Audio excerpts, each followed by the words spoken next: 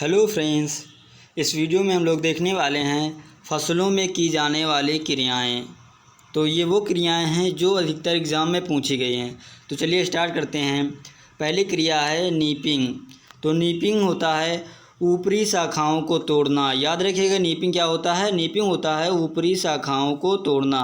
ये किस में की जाती है? तो ये की जाती है चना और तम्बाकू में। याद रखिएगा तम्बाकू में मेनली टर्म यूज होता है टपिंग। याद रखिएगा ऊपरी शाखाओं को तोड़ने के लिए तम्बाकू में टपिंग टर्म यूज होता है। अगला देखते हैं रेटिंग। तो रेटिंग क्या होता है? रेटिंग होता है जूट को 34 डिग्री सेल्सियस पर सड़ाने की क्रिया। याद रखिएगा रेटिंग होता है जूट को 34 डिग्री सेल्सियस पर सड़ाने की क्रिया। इम्पॉर्टेंट है, याद रखिएगा। अगला देखते हैं सिल्किंग टेसलिंग। तो ये दोनों प्रैक्टिस हैं, ये होती हैं मक्का में। तो ये सिल्किंग क्या होता है? सिल्किंग होता है मक्के का जो मादा पुष्प होता है उसका निकलना सिल्किंग कहलाता है। याद रखिएगा मक्के का मादा पुष्प का निकलना सिल्किंग कहलाता है। और जो टेसलिंग होता है ये मक्के का नर पुष्प का निकलना। याद रखिएगा नर पुष्प का निकलना टेसलिंग कहलाता है। और याद रखिएगा कि जो मक्के का नर पुष्प होता है वो मादा पुष्प से पहले निकलता है। याद रखिएगा, इम्पोर्टेंट है। अगला देखते हैं क्यूरिंग। क्यूरिंग क्या होता है? क्यूरिंग होता है पत्तियों को सुखाना। तो याद रखिए जो क्यूरिंग होता है वो होता है पत्तियों को सुखाना। और ये किस में किया जाता है? तो ये मेनली किया जाता है तम्बाकू और चाय में। प्याज नहीं होगा, ये होगा तम्बाकू और चाय में। गुणवत्ता को सुधार लाने के लिए क्यूरिंग की जाती है। याद रखिएगा, इम्पॉर्टेंट है।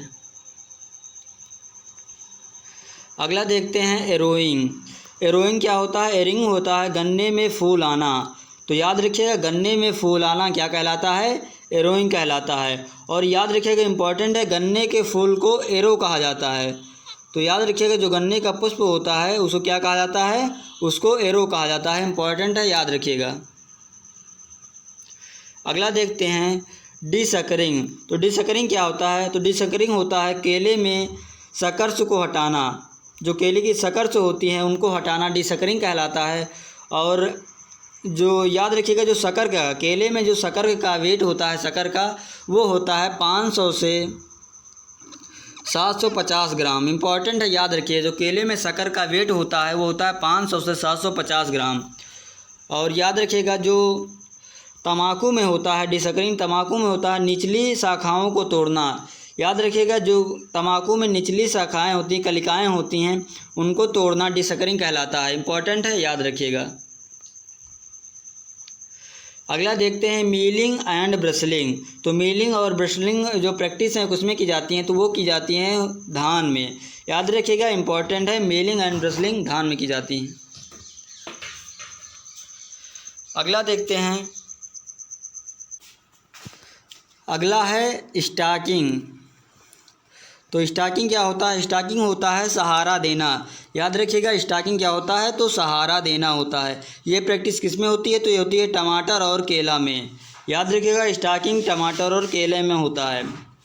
अगला देखते हैं स्ट्रिपिंग। तो स्ट्रिपिंग क्या होता है? ये होता है जूट में रेशा उतारना। याद रखिएगा इम्पॉर्टेंट है जूट में रेशा उतारना स्ट्रिपिंग कहलाता है। इम्पॉर्टेंट है, याद रखिएगा।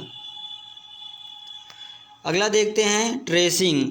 तो ट्रेसिंग क्या होता है? ट्रेसिंग होता है सूखी पत्तियों को तोड़ना। याद रखिएगा गन्ने में सूखी पत्तियों को तोड़ना क्या कहलाता है? तो कहलाता है ट्रेसिंग। इम्पॉर्टेंट है, याद रखिएगा। अगला देखते हैं, अगला है टाइपिंग। तो टाइपिंग क्या होता है? टाइपिंग होता है गन्ने में बंधाई करना। याद रखिएगा जो गन्ना होते हैं उनको बांधने की क्रिया को टाइपिंग कहा जाता है। और ये होता है कि आंधियों से जो पेड़ का जो गन्ने का पौधा होता है वो गिरे ना, उससे बचाने के लिए टाइपिंग प्रक्रिया की जाती है। इम्पॉर्टेंट है, याद रखिएगा। अगला देखते हैं पेगिंग। तो पेगिंग क्या होता है? पेगिंग होता है पेग का निकलना। याद रखिएगा पेगिंग होता है पेग या गाइनोफोर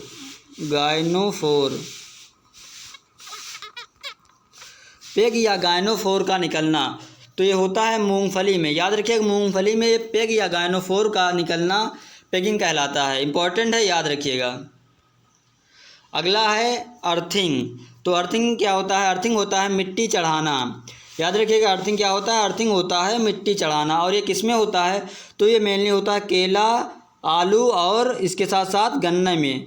तो याद रखिएगा, गन्ने में जो गन्ना होता है उसमें और केला, आलू में अर्थिंग की क्रिया होती है, जिसको कहते हैं मिट्टी चढ़ाना। इम्पॉर्टेंट है, याद रखिएगा।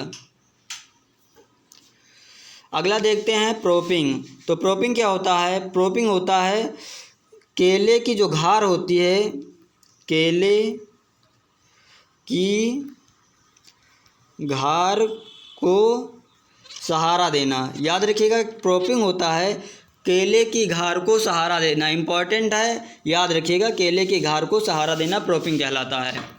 और देखते हैं, और अदर हैं, जैसे एक होता है पोपिंग। इम्पॉर्टेंट है, लिख लीजिएगा, पोपिंग। तो पोपिंग क्या होता है? पोपिंग होता है दानों, मूंगफली में दानों का छोटा बनना या ना बनना। तो याद रखिएगा, मूंगफली में दानों का छोटा बनना या ना बनना पोपिंग कहलाता है। और ये किसकी कमी से होता है? तो ये होता है कैल्शियम की कमी से। याद रखिएगा, पोपिंग जो तो मूंगफली में होता है यह कैल्शियम की कमी से होता है। इम्पॉर्टेंट है, याद रखिएगा। और अगला है पडलिंग। अगला है पडलिंग। तो पडलिंग क्या होता है? पडलिंग होता है धान में नमी को संरक्षित करना। याद रखिएगा, धान में नमी को संरक्षित करना क्या कहलाता है? पडलिंग कहलाता है। इम्पॉर्टेंट है, याद रखिएगा, धान में नमी को संरक्षित करना, नमी को संरक्षित करना, संरक्षित करना क्या कहलाता है? पडलिंग कहलाता है। इम्पॉर्टेंट है, याद रखिएगा। अगला देखते हैं प्राइमिंग। तो प्राइमिंग क्या होता है? प्राइमिंग होता है तंबाकू में नीचे की पत्तियों को तोड़ना। याद रखिएगा, जो प्राइमिंग होता है, लिख देते हैं, प्राइमिंग ये होता है तंबाकू में नीचे की पत्तियों को तोड़ना। याद रखिएगा, इम्पॉर्टेंट है, तंबाकू में नीचे की कलिकाओं को तोड़ना डिसकरिंग कहलाता है। याद रखिएगा, तंबाकू में नीचे की कलिकाओं को तोड़ना या शाखाओं को तोड़ना कहलाता है डिसकरिंग। और जो प्राइमिंग होता है तंबाकू में नीचे की पत्तियों को तोड़ना। इंपॉर्टेंट है, इसमें पत्तियां हैं, उसमें कलिकाएं हैं। याद रखिएगा, डिफरेंस अलग अलग है। तो प्राइमिंग क्या होता है? तंबाकू में पत्तियों को तोड़ना, नीचे वाली।